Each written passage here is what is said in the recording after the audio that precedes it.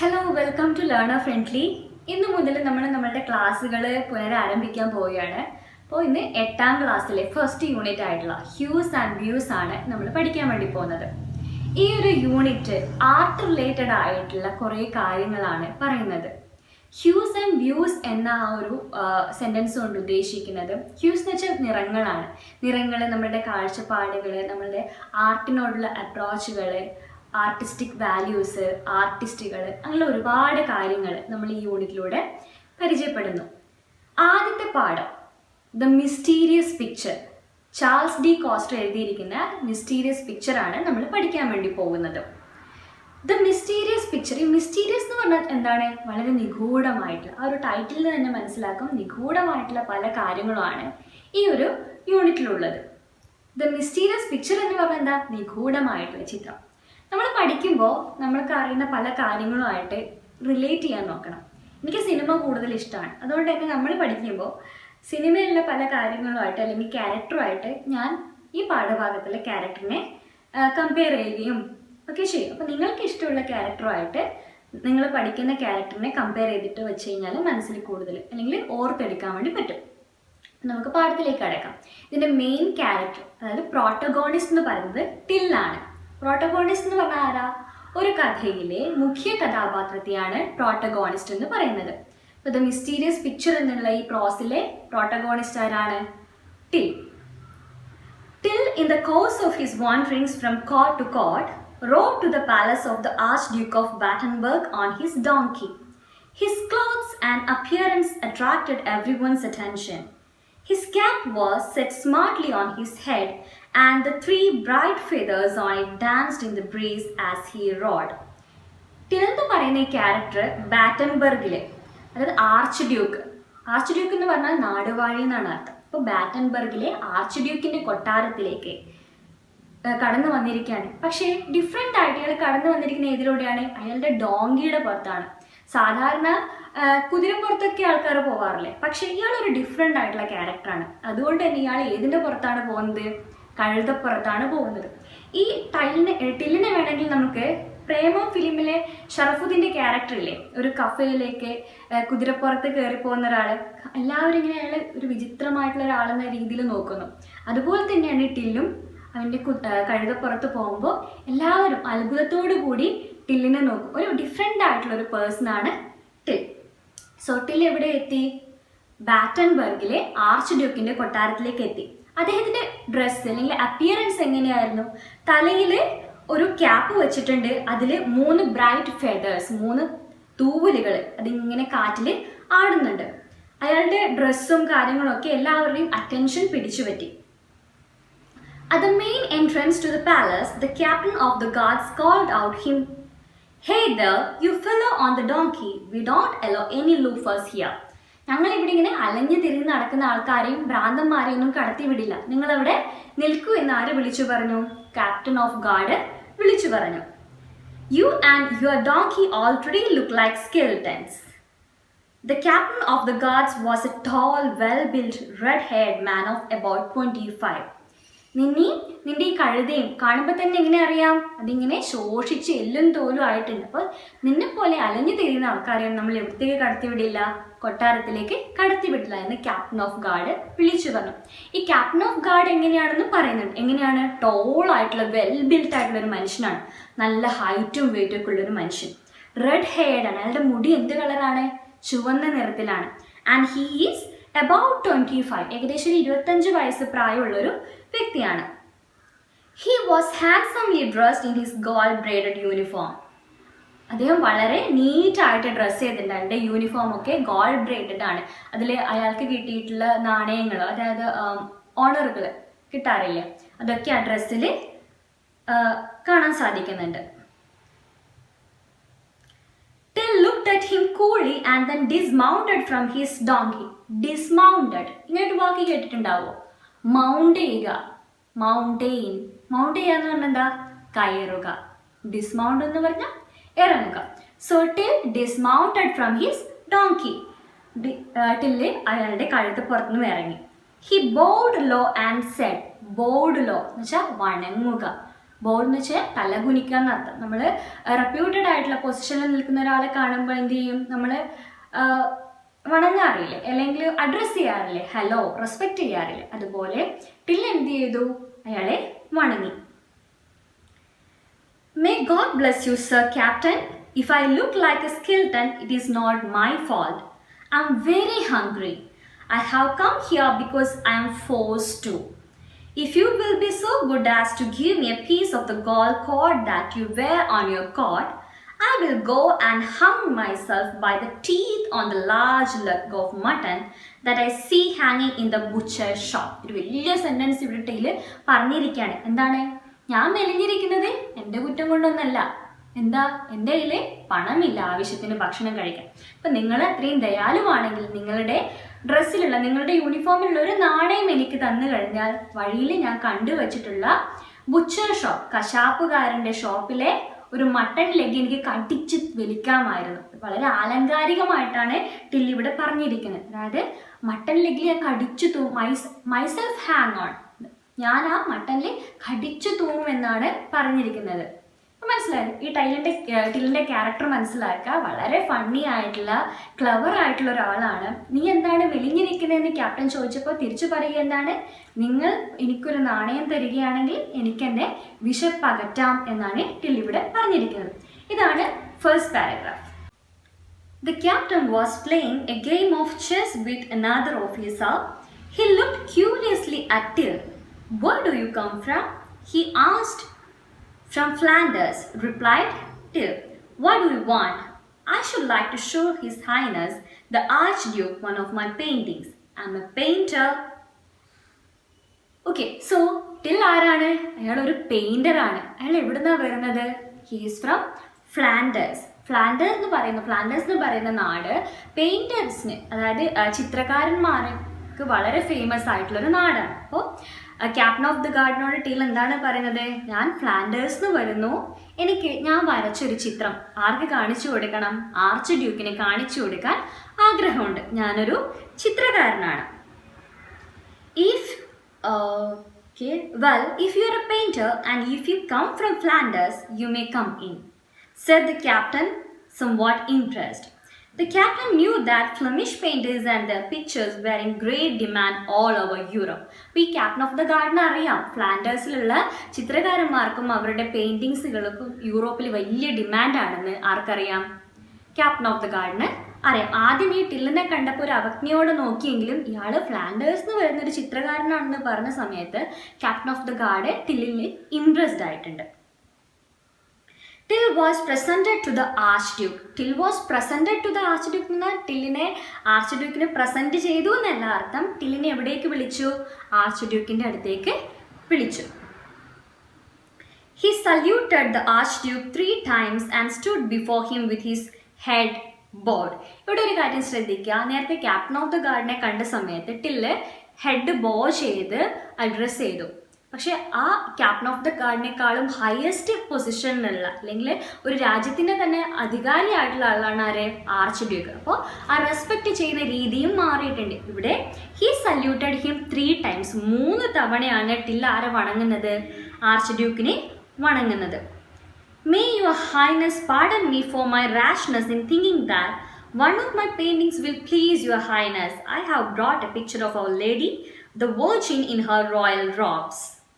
I have painted it specially so that I might lay it at your noble feet. ഇവിടെ already പറഞ്ഞു till ഭയങ്കര clever ആയിട്ടുള്ള ഒരു മനുഷ്യനാണ്.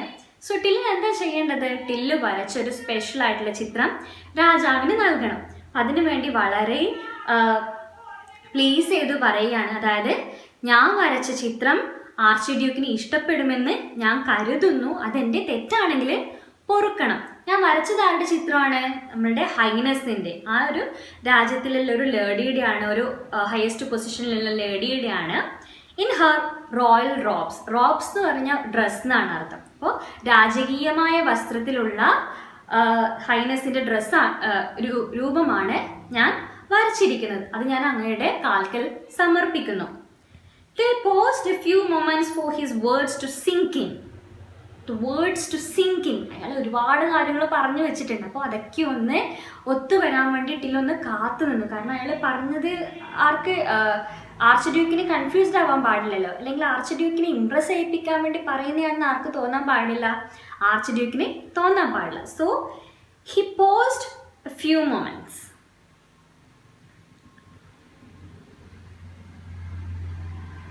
Then he continued, "You must forgive me, Your Highness, if I have dared to hope that this picture will please you. Perhaps Your Highness might wish to offer me the chair of your court painter who died recently." അപ്പോൾ ഈ ചിത്രം കൊടുത്തതിന് പിന്നിൽ വേറൊരു അജണ്ടയുണ്ട്. എന്താണത്? ഈ രാജ്യത്തെ, അതായത് ബാറ്റൻബർഗിലെ കൊട്ടാരത്തിലെ ചിത്രകാരൻ കുറച്ച് നാളുകൾക്ക് മുമ്പ് മരിച്ചുപോയി. അപ്പോൾ അയാളുടെ ആ ഒരു കൊട്ടാരം ചിത്രകാരൻ്റെ, കൊട്ടാരം പെയിൻറ്ററുടെ വേക്കൻസി ഉണ്ട് അവിടെ. അപ്പം അത് ലക്ഷ്യം വെച്ചിട്ടാണ് ആര് വന്നത്? ഈ ടില്ല് വന്നിരിക്കുന്നത്. എൻ്റെ അവൻ പറയുന്നു, ഈ ചിത്രം ഇഷ്ടപ്പെട്ട് കഴിഞ്ഞാൽ ചിലപ്പോൾ ഈ രാജാവ് എനിക്ക് എന്ത് തന്നാലോ, ചിലപ്പോൾ ബിരിയാണി കിട്ടിയാലോ എന്ന് പറയുന്നത് പോലെ ടില്ല് എന്താണ് പറയുന്നത്? ഈ ചിത്രം ഇഷ്ടപ്പെട്ട് കഴിഞ്ഞാൽ എനിക്ക് ചിലപ്പോൾ എന്ത് തരാം? കൊട്ടാരം പെയിൻറ്ററുടെ വേക്കൻസി തരാം, എന്നെ കൊട്ടാരം പെയിൻറ്ററായിട്ട് നിയമിച്ചാലോ എന്ന് ടില്ല് പറയുന്നു. I see the empty velvet chair waiting to be filled. ആ കൊട്ടാരം പെയിൻറ്ററുടെ ആ ഒരു ശൂന്യമായ കസേര എനിക്ക് വേണ്ടി അവിടെ കാത്തു നിൽക്കുന്നുണ്ട്. The Virgin's picture was a splendid painting and the Archduke made up his mind at once. പക്ഷേ ടിൽ എത്രയൊക്കെ കണ്ണിങ് ആണെങ്കിലും ക്ലവർ ആണെങ്കിലും അസാധ്യമായിട്ടുള്ള ഒരു ചിത്രകാരനാണ് ടിൽ. ടില്ല് വരച്ച ആ ചിത്രം ആർക്ക് ഇഷ്ടപ്പെട്ടു? ആർച്ച് ഡ്യൂക്കിന് ഇഷ്ടപ്പെട്ടു. He embraced and kissed him on both cheeks. He said, "I shall be delighted to make you my court painter." He directed him to the chair and made him sit on it. "Well, my dear fellow," he said, "you do have a tongue in your head and you certainly seem to know how to use it." Okay, അപ്പോൾ ഈ ടില്ലിൻ്റെ വാക്ചാതുര്യത്തിൽ, അല്ലെങ്കിൽ talkative ആയിട്ടുള്ള till ഇങ്ങനെ സംസാരിച്ചതൊക്കെ ആർക്ക് ഇഷ്ടപ്പെട്ടു? Arch ഡ്യൂക്കിന് ഇഷ്ടപ്പെട്ടു. And he finally made him as A court painter. അപ്പോൾ arch ഡ്യൂക്കിൻ്റെ court painter ആയിട്ട് ടില്ലിനെ നിയമിക്കാൻ വേണ്ടിയിട്ട് ആര് തീരുമാനിച്ചു? ആർച്ച് ഡ്യൂക്ക് തീരുമാനിച്ചു. ഹി ഡിറക്റ്റഡ് ഹിം, ടില്ലിനെ എവിടത്തേക്ക് നയിച്ചു? കോർട്ട് പെയിൻറ്ററുടെ ആ കസേരയിലേക്ക് നയിച്ചു, അവിടെ ഇരുത്തുകയും ചെയ്തു. പിന്നെ ഫൈനലി ഹി സേസ് ദാറ്റ്, നിന്റെ തലയിലൊരു നാവുണ്ട്, നിന്റെ തലയിൽ നാവുണ്ടെന്ന് പറയോ? തലയിലാണ് നാവ്, വായിലല്ലേ നാവ്. പക്ഷേ ഈ സെൻറ്റൻസ് ശ്രദ്ധിക്കുക, you do have A tongue in your head. ഇതിൻ്റെ അർത്ഥം എന്താ? നിനക്ക് നല്ലൊരു നാവുണ്ട്, അതെങ്ങനെ യൂസ് ചെയ്യണമെന്ന് നിനക്കറിയാം. നല്ലൊരു നാവ് എന്ന് പറയുന്നത് വളരെ ഇംപ്രസീവായിട്ട്, അല്ലെങ്കിൽ സിറ്റുവേഷൻ അനുസരിച്ചിട്ട് പെരുമാറാനും സംസാരിക്കാനും അറിയുന്നൊരു നാവ് നിനക്കുണ്ട്. അത് എങ്ങനെ ഉപകരിക്കണം, അല്ലെങ്കിൽ അതെങ്ങനെ യൂസ് ചെയ്യണമെന്നും നിനക്കറിയാം. അപ്പോൾ ടില്ലിൻ്റെ ഈ ഒരു ടോക്കറ്റീവ് നേച്ചറിലാണ് ആര് ഇംപ്രസ് ആയിരിക്കുന്നത്? ആർച്ച് ഡ്യൂക്ക് ഇംപ്രസ് ആയിരിക്കുന്നത്. "You are very talkative fellow, aren't you?" Question ടാഗാണ്. "Your Highness, may it please you to remember me and my donkey Jeff for just one more minute," Till replied. So till പറയുകയാണ്, okay, എന്നെ till വന്ന ഉദ്ദേശമൊക്കെ നടന്നു. ടില്ലിനെ ആരാക്കി? Court painter ആക്കി. പക്ഷേ രാജാവ് ആരെ ഓർമ്മിക്കണം? എൻ്റെ കൂടെ തന്നെ, എൻ്റെ കൂടെ വന്ന ഡോങ്കിയെയും ഓർക്കണം. അത് എവിടെയുണ്ട്? പുറത്തുണ്ട്. "My donkey has been feeding himself fairly well all along the way on the thorns in the hedges and the grass on the roadside, but I have had nothing to eat for the past 3 days." ഈ ഡോങ്കിയുടെ പേരാണ് കേട്ടോ ജഫ് എന്നുള്ളത്. ഈ ജഫ് എന്ത് ചെയ്യുന്നുണ്ട്? ഈ വഴിയിലൂടെയുള്ള സൈഡിലുള്ള കുറ്റിച്ചെടികളും മുള്ളൊക്കെയും കഴിച്ചാണ് ആര് വരുന്നത്? ഡോങ്കി വരുന്നത്. അപ്പം അത് എന്ത് ചെയ്തിട്ടുണ്ട്? നല്ല രീതിയിൽ തന്നെ ഭക്ഷണം കഴിച്ചിട്ടുണ്ട്. പക്ഷെ ഞാൻ 3 ദിവസമായിട്ട് ഒന്നും കഴിച്ചിട്ടില്ല. "My stomach has been complaining very loudly." എൻ്റെ വയറ് എന്നെ വല്ലാണ്ട് ചീത്ത വിളിക്കുന്നുണ്ട്. മീൻസ് എന്താ? എനിക്ക് വിശന്ന് കുടലിൽ കരിഞ്ഞിരിക്കുകയാണ്, എനിക്ക് വല്ലാണ്ട് വിശന്നിരിക്കുന്നു. "Perhaps your highness can even hear it now." എൻ്റെ വയറ് ചീത്ത വിളിക്കുന്ന ആർക്ക് കേൾക്കാൻ പറ്റുന്നുണ്ടാവും? രാജാവിന് വരെ ഇപ്പം കേൾക്കാൻ പറ്റുന്നുണ്ടാവും. അത്രയും ഉച്ചത്തിലാണ് എൻ്റെ വയറ് എന്നെ ചീത്ത വിളിക്കുന്നത്. അതിൻ്റെ അർത്ഥം എന്താ? അത്രയും തീവ്രമായിട്ടാണ് എനിക്ക് വിശക്കുന്നുണ്ട്. "I have been feeding myself with the dreams of good food and drink at your royal table. The Archduke smiled and said, "Well, my dear fellow, you will certainly have something more solid than dreams to feed on." അവിടെയും നമ്മുടെ clever ആയിട്ടുള്ള till പറയുകയാണ്, ഞാൻ സ്വപ്നം കാണുന്നുണ്ട് എന്താ, arch ഡ്യൂക്കിൻ്റെ ആ ഒരു എന്താ പറയുക തീന്മേശയിൽ എനിക്ക് വേണ്ടിയിട്ട് ഒരുപാട് നല്ല നല്ല ഫുഡും ജ്യൂസും കാര്യങ്ങളൊക്കെ എന്നെ വെയിറ്റ് ചെയ്യുന്നതായിട്ട് എനിക്ക് എന്ത് കാണുന്നുണ്ട്, ഞാൻ സ്വപ്നം കാണുന്നുണ്ട്. അപ്പം നമ്മളുടെ ആർച്ച് ഡ്യൂക്ക് പറയുകയാണെ, സ്വപ്നത്തിനേക്കാളും മികച്ച ഭക്ഷണങ്ങൾ ഞാൻ നിനക്ക് നൽകുന്നതാണ്. Okay, but where is your donkey? I left him outside opposite the palace. നിന്റെ ഡോങ്കി നീ എവിടെയാണ് വെച്ചിരിക്കുന്നത്, എവിടെയാണ് കെട്ടിയിരിക്കുന്നത്? ഐ ലെഫ്റ്റ് ഹിം ഔട്ട്സൈഡ്, ഞാൻ കൊട്ടാരത്തിൻ്റെ പുറത്ത്, ഓപ്പോസിറ്റ് ദ പാലസ്, പാലസിന് ഓപ്പോസിറ്റ് സൈഡാണ് ഞാൻ അതിനെ നിർത്തിയിരിക്കുന്നത്. I shall be most grateful if Jeff is looked after. Looked after എന്ന് പറഞ്ഞാൽ എന്താ, കെയർ ചെയ്യുക. നിങ്ങൾ ഈ കൊട്ടാരത്തിൽ ജെഫിനെയും കൂടി സംരക്ഷിക്കുകയാണെങ്കിൽ ഞാൻ വളരെ സന്തോഷവാനായിരിക്കുമെന്ന് ആര് കൂട്ടിച്ചേർക്കുന്നു? ടില്ല് കൂട്ടിച്ചേർക്കുന്നു. He needs A little food and lodging at night. അതിന് എന്തേ വേണ്ട, കുറച്ച് ഫുഡും താമസിക്കാൻ ഒരു ഇടവും മാത്രം മതി. സെറ്റിൽ. The Archduke immediately ordered the donkey to be taken care of, and he added, "Treat it like one of my own animals."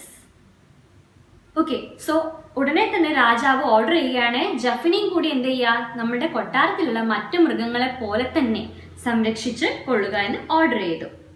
Before long, supper was served and it was like a wedding feast. The tables were loaded with every kind of food and drink. Wine flowed like water. The courtiers stuffed themselves with the choicest dishes. The Archduke made Till eat and drink until his stomach was about to burst. അപ്പോൾ ഒരു വിവാഹ സദ്യ എന്നോണം അത്രത്തോളം ഫുഡുകളാണ് ആര് കൊടുത്തത്? Arch Duke ടില്ലിന് വേണ്ടി ഒരുക്കിയത്. കൊട്ടാരത്തിലെ എല്ലാവരും ഫുഡൊക്കെ കഴിച്ച് അവരുടെ വയറൊക്കെ പൊട്ടാവുന്ന അത്രയും ഭക്ഷണമൊക്കെ കഴിച്ചു. വീഞ്ഞൊക്കെ ഇങ്ങനെ വെള്ളം പോലെ ഒഴുകാൻ തുടങ്ങി. അതിൻ്റെ ഒക്കെ അർത്ഥം എന്താ? അത്രയും വിഭവസമൃദ്ധമായിട്ടുള്ള ഒരു സദ്യ തന്നെ ടില്ലിന് വേണ്ടിയിട്ട് അവിടെ ഒരുക്കിയിരുന്നു. The Archduke too ate heartily. മനസ്സ് നിറഞ്ഞ് ആർച്ച് ഡ്യൂക്കും ഭക്ഷണം കഴിച്ചു. His face was flushed with a drink, but he seemed lost in thought. He suddenly looked up and said loudly. ഇനിയാണ് നമ്മുടെ കഥയിൽ ഒരു ട്വിസ്റ്റ് വരാൻ പോകുന്നത്. ഈ സദ്യയൊക്കെ കഴിച്ച് ഇരിക്കുന്ന സമയത്താണ് ആർച്ച് ഡ്യൂക്ക് ഇവിടെ ലോസ്റ്റ് ഇൻ തോട്ട്, എന്തോ ചിന്തയിൽ ഇങ്ങനെ മറന്നിരിക്കുന്നത് പോലെ കാണപ്പെട്ടു. He suddenly looked up and said loudly. പെട്ടെന്ന് തന്നെ അദ്ദേഹം എഴുന്നേറ്റ് പറഞ്ഞു, "Our court painter must paint our portrait so that we will have the satisfaction of leaving our memory to our descendants." അപ്പോൾ പെട്ടെന്ന് എന്തോ ബോധോദയം വന്നതുപോലെ ആർച്ച് ഡ്യൂക്ക് എഴുന്നേറ്റ് പറയുകയാണ്, കോട്ട് പെയിൻറ്റർ എന്ത് ചെയ്യണം, എൻ്റെ പോർട്രേറ്റ് വരയ്ക്കണം. പോർട്രേറ്റ് എന്ന് വെച്ചാൽ ഛായാചിത്രം എന്നാണ് അർത്ഥം. നിങ്ങളിപ്പോൾ മ്യൂസിയത്തിലൊക്കെ പോയി കഴിഞ്ഞാൽ പണ്ട് കാലത്ത് ഒരുപാട് രാജാക്കന്മാരുടെയൊക്കെ ചിത്രം വരച്ച് കണ്ടിട്ടില്ലേ? അതുപോലെ ഇവിടെ ഈ ആർച്ച് ഡ്യൂക്ക് ഒരു ആഗ്രഹം പറയുകയാണ്, എൻ്റെ ഛായാചിത്രം ആര് വരക്കണം? ടില്ല് വരക്കണം. എങ്കിൽ മാത്രമേ എൻ്റെ ഡിസെൻഡൻസ്, എൻ്റെ പിൻഗാമികൾക്ക് ഇങ്ങനെ ഒരാൾ ഇവിടെ ജീവിച്ചിരുന്നു എന്നൊക്കെ മനസ്സിലാക്കാൻ വേണ്ടി സാധിക്കുകയുള്ളൂ. We too have to take our place in history along with our noble ancestors. ഡിസെൻഡൻസിൻ്റെ ഓപ്പോസിറ്റ് ആണ് അസെൻഡൻസ്. ഇവിടെ ആൻസിസ്റ്റേഴ്സ് എന്നുള്ളൊരു വാക്ക് കൂടി പറയുന്നുണ്ട്. ആൻസിസ്റ്റേഴ്സ് എന്ന് പറഞ്ഞു കഴിഞ്ഞാൽ ആരാ? മുൻഗാമികൾ. അപ്പോൾ എങ്ങനെയാണോ കൊട്ടാരത്തിൽ ഉണ്ടായിരുന്ന മുൻപേ ഉണ്ടായിരുന്ന രാജാക്കന്മാരൊക്കെ ഇപ്പോഴും നമ്മളുടെ ഓർമ്മയിൽ നിലനിൽക്കുന്നത് അവരുടെ ചിത്രങ്ങളിലൂടെയല്ലേ, അതുപോലെ എൻ്റെ ചിത്രവും എന്ത് വേണം, എനിക്ക് ഈ കൊട്ടാരത്തിൽ ഹാങ് ചെയ്യണം. Along with our noble ancestors whose portraits adorn these world. Adorn എന്ന് പറഞ്ഞാൽ അലങ്കരിക്കുക. അവരുടെ ചിത്രങ്ങൾ എങ്ങനെയാണോ ഈ കൊട്ടാരത്തിൻ്റെ ചുമരുകളിൽ അലങ്കരിക്കപ്പെട്ടിട്ടുള്ളത്, അതുപോലെ എൻ്റെ ചിത്രവും വേണം. It is sad to think of death. Obviously, മരണത്തെക്കുറിച്ച് ചിന്തിക്കുന്നത് തന്നെ സങ്കടകരമായിട്ടുള്ള ഒരു അവസ്ഥയാണ്. പക്ഷേ മനുഷ്യരായാൽ എന്തേ പറ്റുള്ളൂ, മരിച്ചേ പറ്റുള്ളൂ. So we do not know when God will think fit to summon us. എപ്പോഴാണോ ദൈവം നമ്മളെ വിളിക്കുന്നതെന്ന് നമുക്കറിയില്ല. But our portrait should be painted. പക്ഷെ അതിനു മുമ്പ് എന്ത് വേണം? എൻ്റെ ചിത്രം വരച്ചിരിക്കണം.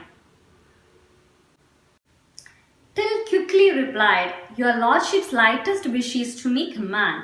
All the same, I do feel rather unhappy about painting your lordship all by yourself." Is it not terrible to think of your lordship being lonely forever and ever? പെട്ടെന്ന് തന്നെ Tillu reply പറയുകയാണ്, എന്താണ്, എന്നോട് രാജാവിന് എന്ത് വേണമെങ്കിലും കമാൻഡ് ചെയ്യാലോ, രാജാവ് പറയുന്നത് എന്തും വരച്ചു കൊടുക്കുകയാണ് എൻ്റെ ജോലി. പക്ഷേ ഒന്ന് ആലോചിച്ച് നോക്കിയേ, രാജാവിൻ്റെ ചിത്രം മാത്രം വരയ്ക്കുകയാണെങ്കിൽ അത് എപ്പോഴും ഒറ്റയ്ക്ക് ഇങ്ങനെ ചുമരിൽ തൂങ്ങി നിൽക്കും. ഫോർ എവർ ആൻഡ് എവർ, എല്ലാ കാലത്തും താങ്കളുടെ ചിത്രം ഒറ്റയ്ക്കായിരിക്കും. ബീങ് ലോൺലി, ഒറ്റയ്ക്കാവുക എന്നുള്ളത് അത്ര നല്ല കാര്യമാണോ? കുറച്ച് സങ്കടകരമായിട്ടുള്ള കാര്യമല്ലേ? Don't you think, ladies and gentlemen, that His Highness should be accompanied at least by Her Highness, her ladies, the noble generals and captains who adorn this court? അപ്പോൾ ഒന്ന് ചിന്തിച്ചു നോക്കിയേ, രാജാവ് മാത്രമല്ല, രാജ്ഞിയും കൊട്ടാരത്തിലുള്ള മറ്റ് മന്ത്രിമാര്, തോഴിമാര്, അങ്ങനെയുള്ള എല്ലാവരും, നോബൽ ജനറൽസ് മുഴുവനും ഒന്നിച്ചുള്ളൊരു ഫോട്ടോ വരയ്ക്കുകയാണെങ്കിൽ, ഒരു ചിത്രം വരയ്ക്കുകയാണെങ്കിൽ അത് ഈ ഒരു കൊട്ടാരത്തിനെ തന്നെ വളരെയധികം അലങ്കരിക്കുകയില്ലേ? എല്ലാവരും കൂടി ഉണ്ടെങ്കിൽ രാജാവ് ഒറ്റയ്ക്കാകുകയില്ല. A court like this has few rivals in splendor, loveliness and chivalry. ഇങ്ങനെയുള്ള ഒരു കൊട്ടാരമാണെങ്കിൽ അത് എപ്പോഴും അതിൻ്റെ പ്രൗഢിയൊക്കെ ഇങ്ങനെ എടുത്ത് നിൽക്കുക, എപ്പോഴും എല്ലാ കാലത്തും അത് അറിയപ്പെടും. In the midst of such valor and beauty, I will make my lord and lady shine forth like the moon surrounded by lanterns. നോക്കുക, the moon surrounded by lanterns. ഇവിടെ രാജാവിനെയും രാജ്ഞിയെയും മൂണായിട്ട്, ചന്ദ്രന് ചുറ്റും ഇങ്ങനെ ലാൻഡേൺസ് തെളിഞ്ഞു നിൽക്കുന്ന പോലെ, ചന്ദ്രന് ചുറ്റും നക്ഷത്രങ്ങളൊക്കെ ഇങ്ങനെ ദീപങ്ങൾ തെളിഞ്ഞു നിൽക്കുന്നത് പോലെ കൊട്ടാരത്തിലെ മറ്റ് എല്ലാ അംഗങ്ങളുടെയും കൂടെ രാജാവും രാജ്ഞിയും തിളങ്ങി നിൽക്കും. മനസ്സിലായോ? അതായത് അവരൊക്കെ കൂടി നിങ്ങളുടെ ആ ഒരു ബുദ്ധിശക്തിയും നിങ്ങളുടെ സൗന്ദര്യവും ഒക്കെ തിളങ്ങി നിൽക്കുന്ന വിധത്തിൽ ഞാൻ നിങ്ങളുടെ ചിത്രം വരച്ചു നൽകും. രാജാവ് ഒരിക്കലും ഒറ്റയ്ക്കാവില്ല, കൂടെ രാജ്ഞിയും മറ്റ് പരിചാരകരൊക്കെയും ഉണ്ടാകും. The moon surrounded by lanterns, ഈ ഒരു സെന്റൻസ് ഓർത്തു വെക്കുക. ഇവിടെ മൂണായിട്ട് രാജാവിനെയും ലാൻഡേൺസ് ആയിട്ട് കോർട്ടിയേഴ്സിനെയാണ് കരുതുന്നത്. The Archduke thought that was a good idea. Well, my friend, your painting will be a great piece of art. What reward do you expect for it? 100 pieces of gold. You can pay me now or later, just as you please. Here are the 100 pieces of gold in advance, said the Archduke, giving him the gold. അപ്പോൾ അവർ തമ്മിലുള്ള ആ ഒരു എന്താ പറയുക, പണമിടപാടുകളൊക്കെ വളരെ സ്പീഡായിട്ട് നടന്നു. Okay, എനിക്കറിയാം, archduke പറയുകയാണ്, എനിക്കറിയാം താങ്കൾ വരയ്ക്കുന്ന ചിത്രം ഒരു ഗ്രേറ്റ് പീസ് ഓഫ് ആർട്ടായിരിക്കും. അതിന് പാരിതോഷികമായിട്ട് ഞാൻ നിനക്ക് എന്താണ് നൽകേണ്ടതെന്ന് ആർച്ച്ഡ്യൂക്ക് ചോദിക്കുന്നു. ഇപ്പോൾ ചിന്തിക്കാനൊന്നും യാതൊരുവിധ സമയം എടുക്കാതെ തന്നെ ടില്ലർ റിപ്ലൈ ചെയ്യുന്നുണ്ട്. എന്താ വേണ്ടത്? 100 പീസസ് ഓഫ് ഗോൾഡ്. എനിക്ക് 100 സ്വർണ്ണ നാണയങ്ങൾ നൽകണം. അതിപ്പോൾ തരാം, അല്ലെങ്കിൽ പിന്നീട് എപ്പോഴെങ്കിലും, രാജാവിൻ്റെ ഇഷ്ടം പോലെ നൽകാമെന്ന് ടില്ലർ പറയുന്നു. പക്ഷേ രാജാവ് ഉടനെ തന്നെ 100 സ്വർണ്ണ നാണയം എടുത്തിട്ട് കൊടുത്തു പറയുകയാണ്, ഇത് അഡ്വാൻസ് ആണ്. My lord, you are the most generous of masters. You have filled my lamp with oil. ഇങ്ങനെ സോപ്പിട്ട് ടില്ല നിൽക്കുകയാണ് കേട്ടോ. ടില്ല എന്താണ് പറയുന്നത്? ഞാൻ 100 സ്വർണ്ണ നാണയങ്ങളെ ചോദിച്ചിട്ടുള്ളൂ. ആ 100 സ്വർണ്ണ നാണയങ്ങളും അഡ്വാൻസ് ആയിട്ട് നൽകി. അതിൻ്റെ അർത്ഥം എന്താ? വരച്ചു കഴിഞ്ഞാൽ കൂടുതൽ പാരിതോഷികങ്ങൾ നൽകും. My lord, you are the most generous of masters. നിങ്ങൾ വളരെ ജനറസ് ആണ്, വളരെ ദാനശീലനായിട്ടുള്ള ഒരാളാണ്. You have filled my lamp with oil. ഞാനാകുന്ന വിളക്കിൽ നിങ്ങളെ ഇപ്പോൾ എണ്ണ ഒഴിച്ചിരിക്കുകയാണ്. അപ്പം എനിക്ക് കൂടുതലും പ്രകാശഭരിതമാവാൻ വേണ്ടി സാധിക്കും. It will for ever burn in your honour. താങ്കളുടെ ആ ഒരു ദയയിൽ ഞാനാകുന്ന വിളക്ക് എപ്പോഴും തെളിഞ്ഞുകൊണ്ടേയിരിക്കും. The next day, till asked the Archduke to allow him to see all the courtiers who were to be painted along with him. They came and saw him one by one. The first to come was the commander-in-chief of the army. So, ടില് പറയുകയാണ്, okay, portrait ഞാൻ വരയ്ക്കാം. അപ്പോൾ രാജാവിൻ്റെ കൂടെ ഒരുപാട് പരിചാരകർ വരക്കണം എന്ന് പറഞ്ഞില്ലേ, ആരെയൊക്കെയാണ് വരയ്ക്കേണ്ടത്? അവരെന്നെ പിറ്റേന്ന് വന്ന് കാണണം. അങ്ങനെ ഓരോരുത്തരായിട്ട് വന്ന് കാണാൻ വേണ്ടി തുടങ്ങി. ആദ്യം വന്നിരിക്കുന്നത് കമാൻഡർ ഇൻ ചീഫാണ്. ശ്രദ്ധിക്കുക, നമ്മൾ ടിൽ ആദ്യം വന്നപ്പോൾ കണ്ട ആൾ ആരാണ്? ക്യാപ്റ്റൻ ഓഫ് ദ ഗാർഡാണ്. ഇതാരാണ്? കമാൻഡർ ഇൻ ചീഫാണ്, കൺഫ്യൂഷൻ ആവരുത്. പിന്നെ വരക്കാൻ വേണ്ടി ആദ്യം വന്ന ആളാണ് commander in chief. His the chief of army. He was A short fat bald man with N enormous punch. എങ്ങനെയുള്ള ആളാണ്? ഷോർട്ടായിട്ടുള്ള, തടിച്ചിട്ടുള്ള, കഷണ്ടിയുള്ള, വലിയ കുടവയറൊക്കെയുള്ളൊരു മനുഷ്യനാണ്. എനോമസ് പഞ്ച്, വലിയ കുടവയറുള്ളൊരു മനുഷ്യനാണ്. He whispered in Til's ear, "When you paint my picture, remember you are to make me look handsome. If you do not make my stomach look flat, I will have you hanged. Remember, I was once a very handsome soldier." Okay, so ഇയാൾ വന്നിട്ട് പറയുകയാണ്, നിങ്ങൾ എൻ്റെ ചിത്രം എങ്ങനെയാണ് വരക്കേണ്ടത്? വളരെ സുന്ദരനായിട്ട് വരക്കണം. Whispered in Til's ear, "When you paint my picture, remember you are to make me look handsome. If you do not make my stomach look flat, I will have you hanged. Remember, I was once a very handsome soldier." ഈ soldier എന്താ പറയുന്നത്? അയാൾ തടിച്ച് height കുറഞ്ഞ് വലിയ കുടവയറുള്ള മനുഷ്യനാണെങ്കിലും അയാൾ പറയുകയാണ്, നിങ്ങൾ എൻ്റെ ചിത്രം വരയ്ക്കുമ്പോൾ എന്നെ വളരെ സുന്ദരനായിട്ട് വരക്കണം, ഇല്ലെങ്കിൽ ഞാൻ നിന്നെ തൂക്കിക്കൊല്ലും. കാരണം ഒരിക്കൽ ഞാനൊരു സുന്ദരനായിട്ടുള്ള മനുഷ്യനായിരുന്നു. അപ്പം എൻ്റെ പഴയ രൂപത്തിൽ വേണം നിങ്ങൾ എന്നെ വരക്കാൻ വേണ്ടിയിട്ട്. അങ്ങനെ വരച്ചാൽ ഞാൻ എന്ത് ചെയ്യും? നിങ്ങളെ കൊന്നുകളയും. Next, an elderly lady came next. She had a large hump on her back. "Sapenda," she said softly, "make me look young and beautiful. If you don't remove the hung on my back and supply what I lack in beauty, I will have you torn to pieces." Okay, രണ്ടാമത് വന്നിരുന്നത് കുറച്ച് പ്രായമുള്ളൊരു സ്ത്രീയായിരുന്നു. അവർക്ക് എന്തുണ്ട്? അവരുടെ മുതുകത്തൊരു hump ഉണ്ട്, ഒരു കൂനുണ്ട്. അവരുടെ ആവശ്യം എന്തായിരുന്നു? നിങ്ങൾ എൻ്റെ ചിത്രം വരയ്ക്കുമ്പോൾ എൻ്റെ കൂനൊക്കെ മാറ്റി നല്ല സുന്ദരിയാക്കി വരക്കണം.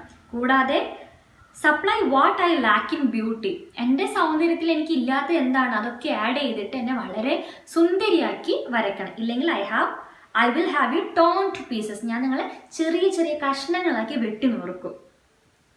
A young lady who was the companion of the Duchess came in as soon as the old lady left. ഈ ഓൾഡ് ലേഡി പോയ ശേഷം വന്നത് ഒരു യങ് ലേഡിയാണ്, ഒരു യുവതിയാണ്, ഒരു സുന്ദരിയായിട്ടുള്ളൊരു യുവതിയാണ്. അവർ ഡച്ചസിൻ്റെ, ഡ്യൂക്കിൻ്റെ വൈഫാണ് ഡച്ചസ്. അപ്പോൾ രാജാവിൻ്റെ വൈഫ് എന്നുള്ള രീതിയിൽ നമുക്ക് രാജ്ഞി എന്ന് വിളിക്കാം. ശരിക്കും ആർച്ച് ഡ്യൂക്ക് എന്നുള്ള ടേം നാടുവാഴി എന്നാണ് റെഫർ ചെയ്യുന്നത്.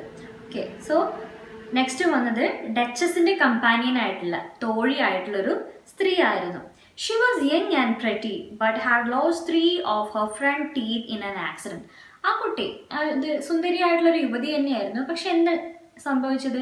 അവളുടെ മുൻനിരയിലെ 3 പല്ലുകൾ ഒരു ആക്സിഡൻറ്റിൽ നഷ്ടപ്പെട്ടിരുന്നു.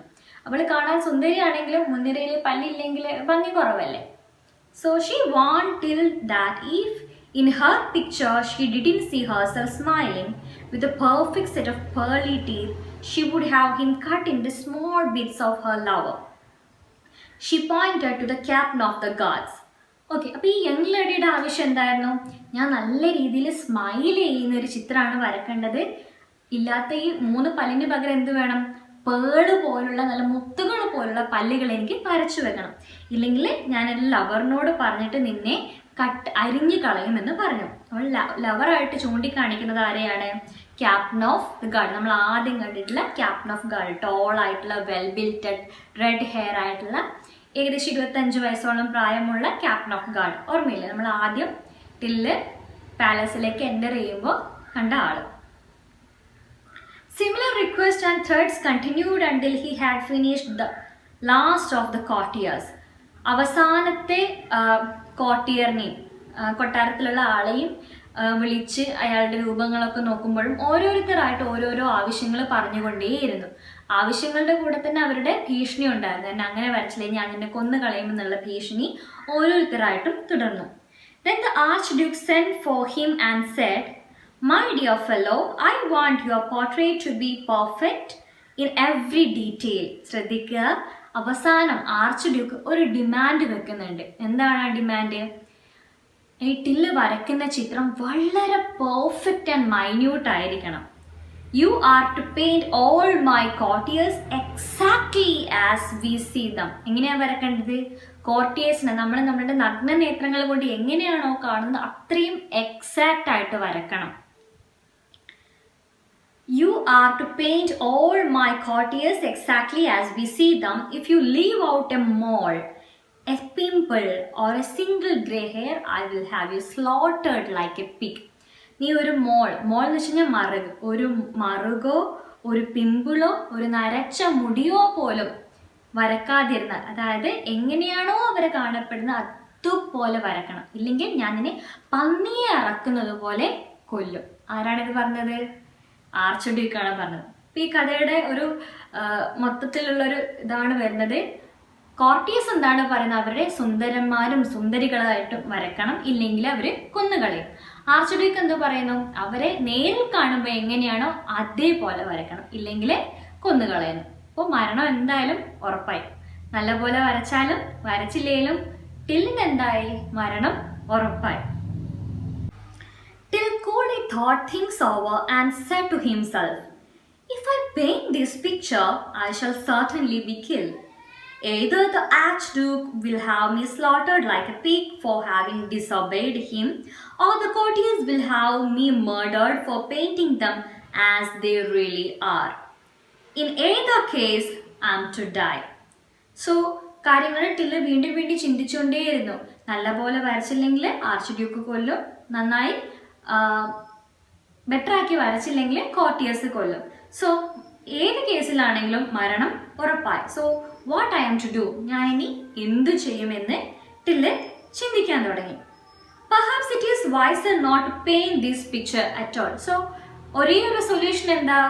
ചിത്രം വരക്കാതിരിക്കുക എന്നുള്ളതാണ് ഈ ഒരു പ്രശ്നത്തിന്റെ ഒരു solution. The following day, he asked the Archduke for the hall where he was to paint the picture. He was shown a large room with bare walls. So, next day, എവിടെയാണ് ചിത്രം വരക്കേണ്ടത് എന്ന് ടില്ല് ചോദിച്ചപ്പോൾ ഒരു bear വാൾ ആയിട്ടുള്ള, ഇതുപോലെ ഒരു plain ആയിട്ടുള്ള ഒരു വലിയ വാൾ ഉള്ള ഒരു റൂം, ഒരു ഹാളാണ് ടില്ലിന് കാണിച്ചു കൊടുത്തത്. Till asked for large curtains to be hung on the walls. He wanted his paintings to be protected from the flies and the dust. He also asked for 3 assistants to help him in mixing colors. The Archduke gave him all that he asked for. So, till പറഞ്ഞു, എനിക്ക് നല്ല തിക്കായിട്ടുള്ള curtains വേണം. എന്തിനു വേണ്ടിയിട്ടാണ്? Flies, പാറ്റകളോ ഈച്ചകളോ ഒന്നും ചിത്രത്തിൽ വന്ന് പറ്റിപ്പിടിക്കാതിരിക്കാനും പൊടി പിടിക്കാതിരിക്കാനും എനിക്ക് എന്ത് വേണം? നല്ല തിക്കായിട്ടുള്ള കർട്ടൻസ് ഈ റൂമിൽ വേണം. കൂടാതെ 3 അസിസ്റ്റൻസിനെയും വേണം. എന്തിനു വേണ്ടിയിട്ടാണ്? കളർ മിക്സ് ചെയ്യാനൊക്കെ ഹെൽപ്പ് ചെയ്യാൻ വേണ്ടിയിട്ട്. അങ്ങനെ ടില്ല് എന്തൊക്കെ ചോദിച്ച കാര്യങ്ങളൊക്കെയും ആർച്ച് ഡ്യൂക്ക് അറേഞ്ച് ചെയ്ത് കൊടുത്തു. For 30 days, Till and his assistants feasted themselves on the choicest dishes and drank the finest wines. Next 30 ദിവസത്തോളം ടില്ലും അദ്ദേഹത്തിൻ്റെ അസിസ്റ്റൻസും എന്തൊക്കെയാണോ കഴിക്കാൻ ആഗ്രഹം അതൊക്കെ കഴിച്ചും കുടിച്ചും ഒക്കെ വളരെ ഗംഭീരമായിട്ട് അവിടെ കഴിച്ചുകൂട്ടി. On the 31st day, the Archduke thrust his nose in through the door and said, "It is time that you finish the painting. I am eager to see it. Is it ready?"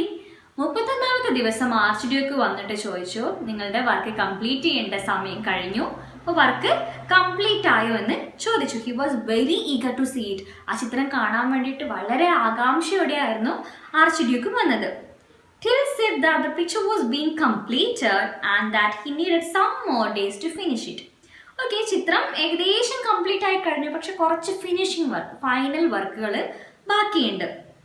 The Archduke replied that as long as the painting was perfect in every detail, he was prepared to be patient. അപ്പോൾ എത്ര ദിവസം എടുത്താലും അത് നല്ല complete ആയി വരുന്നത് വരെയും കാത്തിരിക്കാൻ വേണ്ടി ഞാൻ തയ്യാറാണെന്ന് ആർച്ച് ഡ്യൂക്ക് റിപ്ലൈ ചെയ്തു.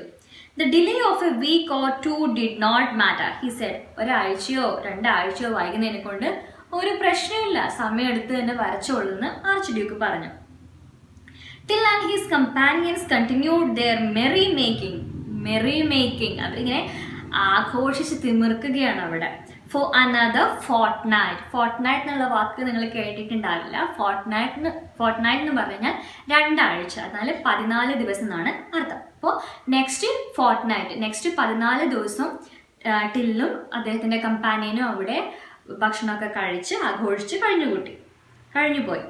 On the 45th day, once again the Archduke poked his nose in through the door. So അടുത്ത 14 ദിവസം കഴിഞ്ഞു. അപ്പോൾ ഇൻ ടോട്ടൽ 45 ഡേയ്സ് കഴിഞ്ഞു. അപ്പോൾ വീണ്ടും ആര് വന്നു? ആർച്ച്ഡ്യൂക്കും വന്നു. He poked his nose through the door. അദ്ദേഹം ഇങ്ങനെ പോക്ക് ചെയ്യാന്ന് പറഞ്ഞാൽ നമ്മൾ ചൂണ്ടിക്കാണിക്കുക അങ്ങനെയൊക്കെയുള്ളൊരു അർത്ഥമാണ്. സോ ഡോറ് തുറന്നു നോക്കി എന്നുള്ളൊരു അർത്ഥമാണ് വരുന്നത്. Isn't it time that the picture was completed? He asked. So picture complete ചെയ്യാനുള്ള സമയമായില്ലേ, കഴിഞ്ഞില്ലേ എന്ന് ആർച്ച്ഡ്യൂക്ക് ചോദിക്കുന്നു. Till said that the portrait was being given the finishing touches. നമ്മൾ ചിത്രമൊക്കെ വരച്ച് ഒരു ഫിനിഷിംഗ് ടച്ച് കൊടുക്കാനുണ്ടാവില്ലേ, കണ്ണും കൃഷ്ണമണിയും ഒക്കെ, അതുപോലെ ഫിനിഷിംഗ് ടച്ച് ബാക്കിയുണ്ട്. He begged for some more time. കുറച്ച് ദിവസങ്ങൾ കൂടി സമയം തരാൻ വേണ്ടി ഹി ബെഗ്ഡ്, യാചിച്ചു. The Archduke said that his delay did not matter as long as he did an excellent job. But he added, you should either complete the picture within 15 days or you should show me the unfinished picture now. Okay, അപ്പോൾ എത്ര ദിവസം എടുക്കുന്നതിനും പ്രശ്നമൊന്നുമില്ല. എന്നാലും archduke പറഞ്ഞു, ഒന്നുകിൽ 15 ദിവസത്തിനുള്ളിൽ ചിത്രം വരച്ച് കാണിക്കുക, അല്ലെങ്കിൽ അൺഫിനിഷ്ഡ് ആയിട്ടുള്ള വരച്ച് തീരാനായിട്ടുള്ള ആ ചിത്രം എനിക്കിപ്പോൾ കാണിക്കുക, ഏതെങ്കിലും ഒന്ന് ചെയ്യുക. കാരണം ഇനി ഒരു എന്ത് തരില്ല, ഡേയ്സ് എക്സ്റ്റെൻഡ് ചെയ്ത് ഞാൻ തരില്ല. വേണമെങ്കിൽ 15 ദിവസം തരാം, പക്ഷെ അതിനുള്ളിൽ എന്ത് ചെയ്യണം, കംപ്ലീറ്റ് ചെയ്തിരിക്കണം. Till promised to complete the picture within 15 days, saying that only a few minor details remain to be filled in. Should your lordship see the painting now, you would not be satisfied with it, he said. Okay, 15 ദിവസത്തിനുള്ളിൽ ഞാൻ എന്തായാലും complete ചെയ്തിരുന്നു. കാരണം കുറച്ച് മൈനറായിട്ടുള്ള minute works മാത്രമേ ബാക്കിയുള്ളൂ. മൈനറായിട്ടുള്ളതെന്ന് പറഞ്ഞാൽ ചെറിയ ചെറിയ വർക്കുകളാണ്. അഥവാ ഇനി ലോർഡ്ഷിപ്പ് ആർച്ച്ഡ്യൂക്ക് ഇപ്പം ഈ ചിത്രം കാണുകയാണെന്നെങ്കിൽ നിങ്ങൾ സാറ്റിസ്ഫൈഡ് ആയിരിക്കില്ല ഇതിനെക്കൊണ്ട്. അതുകൊണ്ട് എന്താ ബെറ്റർ, 15 ദിവസം കഴിഞ്ഞിട്ട് ഫിനിഷ് ആയിട്ടുള്ള വർക്ക് കാണുന്നതായിരിക്കും നല്ലതെന്ന് ടില്ല് പറഞ്ഞു. Till and his companions enjoyed themselves for yet another fortnight. On the 60th morning, the Archduke forced his way into the room and said, I must see the picture at once. Where is the picture? Draw those curtains apart. The picture is ready, my lord, announced Till. Then why don't you draw the curtains? What's the matter? The Archduke asked. So വീണ്ടും ഒരു 14 ദിവസങ്ങൾ കടന്നുപോയി. 14 ദിവസം കടന്നുപോയപ്പോൾ total 60 ദിവസങ്ങളോളം കടന്നു. Archduke വളരെ ഈഗറായിട്ടും ദേഷ്യത്തോടു കൂടി ആ റൂമിലേക്ക് കടന്നു വന്നിട്ട് പറഞ്ഞു, എനിക്ക് ഇപ്പം തന്നെ ആ ചിത്രം കാണണം. എന്തുകൊണ്ട് നിങ്ങൾ ആ ചിത്രം എന്നെ കാണിക്കുന്നില്ല, എന്തുകൊണ്ട് നിങ്ങൾ ആ കർട്ടൻസ് മാറ്റുന്നില്ല എന്നൊക്കെ ടില്ലിനോട് ചോദിച്ചു. പക്ഷേ ടില്ലിൻ്റെ ആവശ്യം എന്താണ്? ടില്ല് ഒരിക്കലും മരിക്കാൻ വേണ്ടി പാടില്ല. ഈ ഒരു കേസിൽ നന്നായിട്ട് വരച്ചാലും വരച്ചില്ലെങ്കിലും മരിക്കുന്നുള്ളൊരു സിറ്റുവേഷനിൽ ടില്ല് എന്തെങ്കിലുമൊക്കെ ഒരു സൂത്രം പ്രയോഗിക്കണ്ടേ. അപ്പോൾ ഒരു സഹായത്തിന് കൂടി ടില്ല് അവിടെ ആവശ്യപ്പെടുകയാണ്. I want you to grant me one last favor, said Till. Please order all the courtiers to assemble in this room. So ഒരു ഉപകാരം കൂടി എനിക്ക് ചെയ്യണമെന്ന് ടില്ല് ചോദിച്ചു. എന്താണ് ആ ഒരു ആവശ്യം? എല്ലാ കോർട്ടിയേഴ്സിനെയും ഇവിടേക്ക് വിളിക്കുക. When they are here, I want to say a few words to them and then I will draw the curtains. അവരെല്ലാവരും വന്നിട്ട് അവരോട് കുറച്ച് കാര്യങ്ങൾ എനിക്ക് സംസാരിക്കാനുണ്ട്. എന്നിട്ട് മാത്രം എന്ത് ചെയ്യാം, ഞാൻ കർട്ടൻ മാറ്റാം. Okay. The Archduke ordered all the courtiers to assemble in the hall. Till addressed them, my lord, ladies and gentlemen, the picture is ready. അങ്ങനെ ആ റൂമിലേക്ക്, ആ ഹാളിലേക്ക് എല്ലാവരും വന്നു. അവരെ ടിൽ എങ്ങനെ അഡ്രസ് ചെയ്യുന്ന, ladies, gentleman and all lord, എല്ലാവരെയും വിഷ് ചെയ്തു, അഡ്രസ് ചെയ്തു. ദ പിക്ചർ ഈസ് റെഡി, ചിത്രം റെഡി ആയിട്ടുണ്ട്. You will now be able as I draw the curtains to see how well I have done my work. You can all admire my work, but I must warn you that there is something very special about the picture. ഇതാണ് ടൈലിൻ്റെ ആ ഒരു കുശാഗ ബുദ്ധിയും ഒരു എന്താ പറയുക കൗശല്യമൊക്കെ വരുന്നത് ഇവിടെയാണ്. ഞാൻ ചിത്രം കാണിക്കാം, അതിന് മുമ്പ് എനിക്ക് കുറച്ച് കാര്യങ്ങൾ നിങ്ങളടുത്ത് പറയാനുണ്ട്. ഞാൻ എൻ്റെ ചിത്രം കണ്ടു കഴിഞ്ഞാൽ നിങ്ങളെല്ലാവരും ആ ചിത്രത്തെ പുകഴ്ത്തി പറയാൻ പുകഴ്ത്തി പറയും, അത്രമാത്രം സൂപ്പറായിട്ട് ഞാൻ നിങ്ങളെയൊക്കെ വരച്ചിട്ടുണ്ട്. പക്ഷേ ഒരു കാര്യമുണ്ട്, ഈ ഒരു കാര്യം ഈ ചിത്രത്തിൽ ഒളിഞ്ഞിരിപ്പുണ്ട്. ഇതൊരു വളരെ സ്പെഷ്യൽ ആയിട്ടുള്ള ചിത്രമാണ്. Only those among you who have noble blood in your veins will be able to see this picture. എന്താണ് ആ ചിത്രത്തിൻ്റെ സ്പെഷ്യാലിറ്റി? നിങ്ങളിൽ ആർക്കാണോ നോബിൾ ബ്ലഡ് ഉള്ളത്, അതായത് രാജകീയ രക്തം ഉള്ള ആൾക്കാർക്ക് മാത്രമേ എന്ത് കാണാൻ വേണ്ടി സാധിക്കുള്ളൂ? ചിത്രം കാണാൻ വേണ്ടി സാധിക്കുള്ളൂ. ശരിക്കും രാജകീയ രക്തം എന്നൊക്കെ പറഞ്ഞിട്ട് എന്തെങ്കിലും ഉണ്ടോ? അതായത് രാജാവിൻ്റെ വംശത്തിൽപ്പെട്ട, കുടുംബത്തിൽപ്പെട്ട ആൾക്കാർക്ക് മാത്രമേ എന്ത് കാണാൻ വേണ്ടി പറ്റുള്ളൂ? ഈ ചിത്രം കാണാൻ വേണ്ടി പറ്റുള്ളൂ. അതുപോലെ തന്നെ നോബിൾ ബ്ലഡ് എന്ന് പറയുമ്പോൾ നിങ്ങളൊരു മഹാന്മാരൊക്കെ ആണെങ്കിൽ എന്നുള്ളൊരു അർത്ഥമുണ്ട്. നിങ്ങൾ മഹാന്മാരൊക്കെ ആണെങ്കിൽ മാത്രമേ നിങ്ങൾക്ക് ഈ ചിത്രം കാണാൻ വേണ്ടി സാധിക്കുകയുള്ളൂ. All the rest, whatever their rank or position, will see nothing but a blank word. ഇനി നിങ്ങൾക്ക് നോബിൾ ബ്ലഡ് ഇല്ല എന്ന് കരുതട്ടെ, നിങ്ങൾ എത്ര വലിയ ആളായിക്കോട്ടെ, നിങ്ങളുടെ റാങ്ക് എന്തായിക്കോട്ടെ, നിങ്ങളുടെ പൊസിഷൻ എന്തായിക്കോട്ടെ, നിങ്ങൾ എന്ത് മാത്രമേ കാണുള്ളൂ? ഒരു ബ്ലാങ്ക് വോൾ മാത്രമേ കാണുകയുള്ളൂ. Now I will draw the curtains. Till flung the curtains aside. ഇത്രയും പറഞ്ഞിട്ട് ടിൽ എന്ത് ചെയ്തു? കർട്ടൻസ് വലിച്ച് മാറ്റി. ഓക്കെ, അങ്ങനെ ഈ സ്റ്റോറിയുടെ ലാസ്റ്റ് പാരഗ്രാഫിലേക്ക് കടക്കുകയാണ്. The courtiers outdid one another in showing their admiration for the picture. They praised Till for his splendid painting. They remarked how natural each one of them looked in the picture and eagerly pointed out their friends and acquaintances. Okay, ശരിക്കും ഈ till അവിടെ എന്തെങ്കിലും വരച്ചിട്ടുണ്ടോ? ഒന്നും വരച്ചിട്ടില്ല. പകരം അയാൾ എന്താ ചെയ്തത്? ഒരു സൂത്രം പ്രയോഗിക്കുക ചെയ്തത്. നിങ്ങളിൽ ആർക്കാണോ നോബിൾ ബ്ലഡ് ഉള്ളത്, നിങ്ങൾ ആരാണോ രാജകീയ രക്തമുള്ളത്, മഹാന്മാരുടെ രക്തമുള്ളത്, നിങ്ങൾക്ക് മാത്രമേ ഈ ചിത്രം കാണാൻ സാധിക്കൂ എന്നല്ലേ പറഞ്ഞത്. അപ്പോൾ സ്വയം ആരെങ്കിലും കരുതുമോ എനിക്കൊന്നും കാണുന്നില്ല, അപ്പം അതിൻ്റെ അർത്ഥം എന്താ? ഞാൻ രാജകീയ കുടുംബത്തിൽപ്പെട്ടതല്ല, അല്ലെങ്കിൽ എനിക്ക് മഹാന്മാരുടെ രക്തമില്ല എന്ന് സ്വയം പറയാൻ വേണ്ടി ആരെങ്കിലും തയ്യാറാവുമോ? ഇല്ല. അതുകൊണ്ട് അവിടെ കൂടിയിരുന്ന കോർട്ടിയേഴ്സ് മുഴുവൻ കളവ് പറയുകയാണ്. എന്താ? ആ ചിത്രം നോക്കി, എന്തൊരു ഭംഗിയാണ്, എല്ലാവരും എത്ര നാച്ചുറലായിട്ടാണ് വരച്ചിരിക്കുന്നതെന്നൊക്കെ അവരിങ്ങനെ പരസ്പരം കളവ് പറയാൻ വേണ്ടി തുടങ്ങി. പ്രൈസ് ചെയ്യാൻ, ആ ചിത്രത്തെ കണ്ടിട്ട് അഭിനന്ദിക്കാനും, അതേപോലെ തന്നെ ചുറ്റുമുള്ള ആൾക്കാരൊക്കെ കാണിച്ചിട്ട് നിങ്ങൾ എത്ര നന്നായിട്ടാണ് വരച്ചത്, നിങ്ങൾ നോക്കുന്നൊക്കെ അവർ കളവ് പറയാൻ വേണ്ടി തുടങ്ങി. All of a sudden, the Duke's jester leaped into the air and shouted, "All of you know that I'm a fool and I have no blue blood in my veins." Blue blood എന്ന് പറഞ്ഞു കഴിഞ്ഞാൽ രാജകീയ രക്തം എന്ന് തന്നെയാണ് കേട്ടോ അർത്ഥം. പെട്ടെന്ന് രാജാവിൻ്റെ ജസ്റ്റർ വന്നു. ജസ്റ്റർ എന്ന് പറഞ്ഞാൽ വിദൂഷകനാണ്. വിദൂഷകൻ്റെ ഡ്യൂട്ടി എന്താ? എപ്പോഴും ഓരോ തമാശകളൊക്കെ പറഞ്ഞ ആൾക്കാരെ ചിരിപ്പിക്കുകയാണ് വിദൂഷകൻ്റെ ഡ്യൂട്ടി. സോ അയാൾ പറഞ്ഞു എന്താ? നിങ്ങൾക്ക് എല്ലാവർക്കും അറിയാലോ ഞാനൊരു ഫൂളാണ്, എനിക്ക് രാജകീയ രക്തമൊന്നുമില്ല, അതുകൊണ്ട് തന്നെ എനിക്ക് ഇവിടെ ഒരു ബ്ലാങ്ക് വോൾ അല്ലാതെ മറ്റൊന്നും തന്നെ കാണാൻ വേണ്ടി സാധിക്കുന്നില്ല. ശരിക്കും സത്യം പറഞ്ഞത് ആരാണ്? ഈ ജസ്റ്ററാണ്. അയാൾക്ക് അവിടെ ഒന്നും കാണാൻ വേണ്ടി സാധിക്കുന്നില്ല. ഈ 60 ദിവസവും ടില്ലും കമ്പാനിയൻസും അവിടെ വെറുതെ നിന്ന് കഴിച്ചു കൂട്ടിയതാണ്, ഒന്നും തന്നെ അവിടെ വരച്ചിട്ടില്ല. I can see no picture but only a blank wall. When fools begin to talk, observe Till, it is time for wise men to walk. എപ്പോഴാണോ മണ്ടന്മാർ സംസാരിക്കാൻ വേണ്ടി തുടങ്ങുന്നത്, അപ്പോൾ അവിടുന്ന് ബുദ്ധിമാന്മാർ നടന്നു തുടങ്ങണമെന്ന് ആര് ചിന്തിച്ചു? ടില്ല് ചിന്തിച്ചു. കാരണം ഇല്ലെങ്കിൽ എന്താ, അയാളുടെ കള്ളിയൊക്കെ വെളിച്ചത്താവില്ലേ, കുറച്ച് നേരമൊക്കെ അവിടെ പിടിച്ചു നിൽക്കാം. പക്ഷെ പെട്ടെന്ന് ആർച്ച് ഡ്യൂക്കിന് ദേഷ്യം വന്നു കഴിഞ്ഞാൽ ടില്ലിൻ്റെ കാര്യം അതോടുകൂടി തീരില്ലേ. അതുകൊണ്ട് ടില്ല് ചിന്തിക്കുകയാണ്, എപ്പോഴാണോ ഫൂൾസ് സംസാരിക്കാൻ വേണ്ടി തുടങ്ങുന്നത് ബുദ്ധിമാന്മാർ അവിടുന്ന് മാറിക്കൊടുക്കണമെന്ന് പറഞ്ഞുകൊണ്ട് ടില്ല് അവിടുന്ന് നടന്ന് നീങ്ങുകയാണ്. He calmly strode out of the hall and rode away on his donkey. The feathers in his cap danced in the gentle breeze. അങ്ങനെ പതിയെ നല്ല വലിയ ചുവടുകളൊക്കെ വെച്ച് ടില്ല് അവിടുന്ന് നടന്ന് നീങ്ങി തൻ്റെ കഴുതപ്പുറത്ത് കയറി അവിടുന്ന് രക്ഷപ്പെടുകയാണ്. ഇളം കാറ്റിൽ അയാളുടെ തൊപ്പിയിലെ ഫെദേഴ്സ് ഇങ്ങനെ ഡാൻസ് ചെയ്യുന്നുണ്ട്. ആദ്യം അദ്ദേഹത്തിൻ്റെ അപ്പിയറൻസ് പറഞ്ഞതുപോലെ തന്നെ ഇളം കാറ്റിൽ ആൾ പോകുന്ന സമയത്ത് തൊപ്പിയിൽ നിന്ന് ഈ തൂവലുകൾ ആടിക്കൊണ്ടേയിരിക്കുന്നു. ഇത്രയാണ് ഈ കഥ. ഇതിൽ നമുക്ക് ഓവറോൾ ആയിട്ട് പറയുന്നത് ഫ്ലാൻഡേഴ്സിലുള്ള പെയിൻറ്റേഴ്സിനെയും അവരുടെ പെയിൻറ്റിങ്സിനെയും കുറിച്ചാണ്. പക്ഷേ ഒരു ഐഡിയ കൂടി കൺവേ ചെയ്യുന്നുണ്ട്, എപ്പോഴും ആർട്ടിന് മാത്രം വാല്യൂ കൊടുത്തിട്ട് കാര്യമില്ല. ചില സമയത്ത് ചില സിറ്റുവേഷനിൽ നമുക്ക് രക്ഷപ്പെടണമെങ്കിൽ നമ്മളുടെ ബുദ്ധി കൂടി ഉപയോഗിക്കണം. അങ്ങനെയുള്ള ഒരു ഐഡിയ കൂടി ഈ സ്റ്റോറിയിലൂടെ കൺവേ ചെയ്യുന്നു.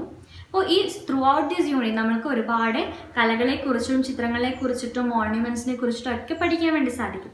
ദ മിസ്റ്റീരിയസ് പിക്ചർ എന്ന ചാൾസ് ഡി കോസ്റ്റർ എഴുതിയിരിക്കുന്ന കഥ ഇത്രയാണ്. നിങ്ങൾക്ക് മനസ്സിലായി എന്ന് കരുതുന്നു. എന്തെങ്കിലും ഡൗട്ട് ഉണ്ടെങ്കിൽ കമൻറ്റ് ചെയ്യുക. ഇനി വരുന്ന ദിവസങ്ങളിൽ ബാക്കിയുള്ള പാഠഭാഗങ്ങൾ കൂടി അപ്ലോഡ് ചെയ്യുന്നതാണ്. എന്ത് ഡൗട്ട് ഉണ്ടെങ്കിലും ഫ്രീ ആയിട്ട് കമൻറ്റ് ചെയ്യുക. Okay, thank you for watching.